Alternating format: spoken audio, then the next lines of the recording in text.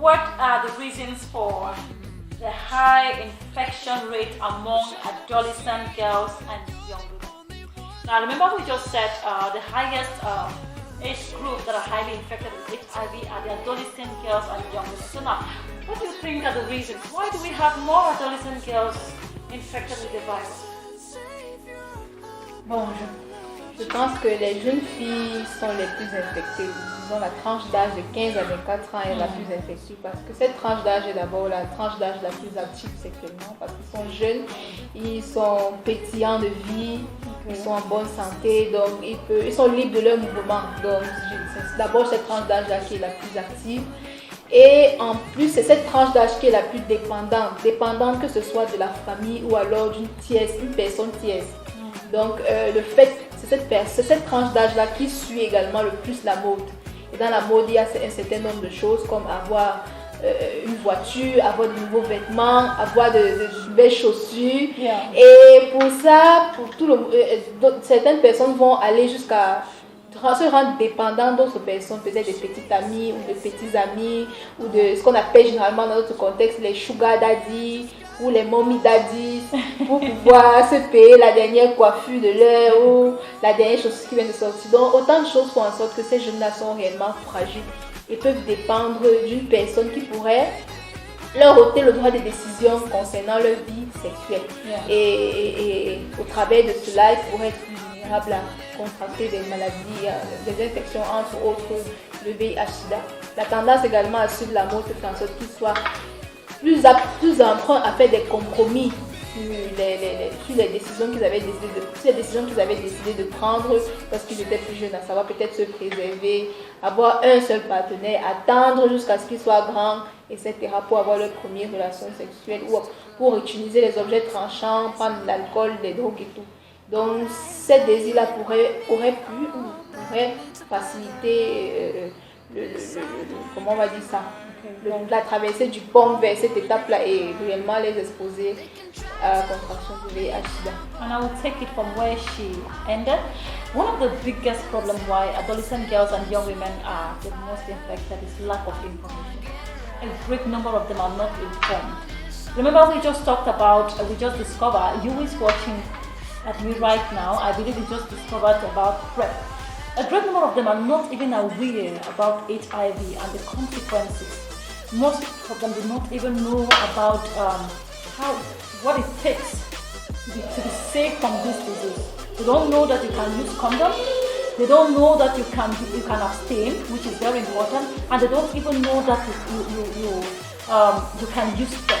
So it's as a result of lack of knowledge. They are not informed. They are not informed. Je vais juste dire qu'une jeune fille infectée par le VIH peut vivre tout à fait normalement. Le fait de prendre son médicament, normalement, va faire en sorte qu'elle ait une charge virale indétectable, c'est-à-dire en deçà de 40 copies par. Donc avec cette charge virale indétectable, quel est l'avantage? L'avantage, c'est qu'elle pourra avoir ses enfants normalement. Donc, il y a une prise en charge supplémentaire qui a lieu lorsque la femme est séropositive lors de l'accouchement. Donc, elle pourra avoir ses enfants normalement. Donc, ils seront séronégatifs, pas de souci. Et même avec son conjoint ou son époux, le fait que la charge virale soit très basse fait en sorte que les risques de transmission du virus sont quasiment inexistants. Donc, le risque de transmission est très faible. Donc avec le conjoint, tout va bien se passer. Avec les enfants, tout va bien se passer. Donc le fait de bien prendre soin d'elle, le fait de bien prendre ses médicaments, fait en sorte qu'elle est totalement en bonne santé, totalement épanouie. Ce que nous recommandons donc, c'est juste qu'elle prenne normalement son traitement. Now you have to understand that HIV is not a deadly disease. And HIV is divided into 3 stages. There are 3 stages. We have first of all the acute stage. Acute stage of the infection. This is when an individual just gets infected. Okay, this is when you just get infected, and during that period when you have that headache, you have those rashes. Good. And now That's why we advise people to carry out their tests every after 3 months so they can be able to detect the virus in your body as soon as possible and start taking your treatment. Now, when you start taking your antiretroviral drugs, of course, the viral load in your bloodstream is going to reduce drastically to an extent in which it will look like you are not even HIV positive anymore. So, if you do this, you'll be able to live for a very long period of time and so on. Now, but if you do not take your drugs on time, you will move to the second stage of the HIV, which is we call it the chronic stage. At this chronic stage, it's dormant in your blood. It's not really shown on you that you are HIV infected, and that's the stage at which many people go through. Before now, they reach the last final stage, which is AIDS. It is AIDS that now becomes like a deadly disease. You are infected by so many opportunistic diseases, such as cancer, cervical cancer, tuberculosis, candidiasis, and so on. So if you are an AGYW or any other individual out there, be it a man or a woman, and to detect the HIV in your bloodstream as fast as possible, as soon as possible, please go in for your antiretroviral drugs. You will live a normal life. You will get married, just like the love rightly says. You will get married and to have your children. You pursue your dreams like any other person on this earth. So that's it.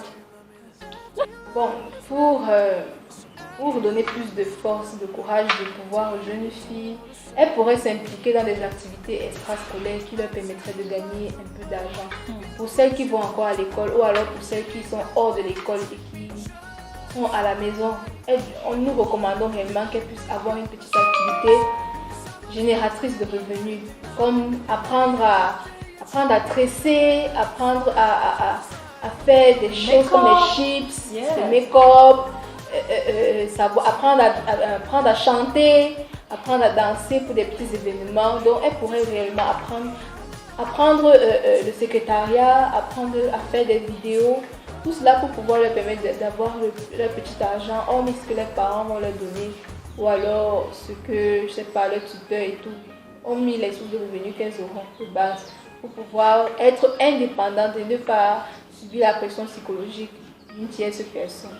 Yes, to highlight more on what Telov just said, I remember back then in my days in school, as a secondary school girl, I remember we used to, every holidays, my siblings and I, everyone had a business. So this is what we used to do. We used to have these personal banks.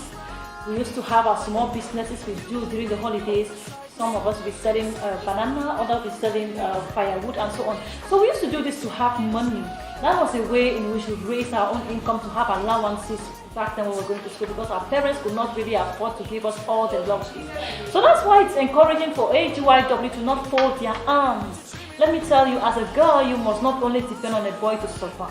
There are so many things you can do just to help yourself and help your parents and be independent. Nowadays, the world has been reduced into a globalized village due to the use of the internet. And people are even using internet to make money. Why don't you just get that beautiful phone you have in your hand, that iPhone 16 and so on, and begin to do videos, put on YouTube, and before you want to see, you're beginning to make money. So AGYW to be very creative. They should empower themselves. Rise up. It is not time for you to depend on a man and destroy your life with HIV infection. So let's move to the next question. Our next question is, now, AGYW are facing so many barriers as far as HIV is concerned. What are some of those barriers? And what do you think we can tell the stakeholders, the policy makers, those in charge of our cases? Bon, les adolescentes et les jeunes femmes font face à plusieurs barrières, entre autres, ou bien principalement, l'accès aux services de santé sexuelle et reproductive. C'est réellement un gros problème, surtout dans les zones urbaines, dans les zones rurales, les zones où il n'y a pas réellement des boutiques, il n'y a pas réellement l'accès des voitures pour pouvoir acheminer le matériel. Et donc ces jeunes filles, surtout dans ces zones rurales-là, manquent cruellement de ce matériel-là très important pour elles-mêmes. Et ce manque fait en sorte qu'elles, à un moment donné, lorsqu'il y a rupture, elles commencent à vivre leur vie normalement en se disant que bon, sans ça aussi, tout peut bien se passer. Donc il y a réellement le manque de ce service sexuel, de service de santé sexuelle et reproductive, à l'instar des préservatifs qui ne sont pas à très grande quantité, à l'instar des serviettes hygiéniques qui ne sont pas disponibles et dont le prix même assez élevé fait en sorte que la majorité des jeunes filles ne peuvent pas réellement se permettre d'utiliser les serviettes hygiéniques en plat jeté et également les antirétroviraux qui doivent être disponibles à tout moment sur tous les étendues du territoire. Et bon, voilà un peu l'accès, c'est réellement l'accès là qu'il faut poser.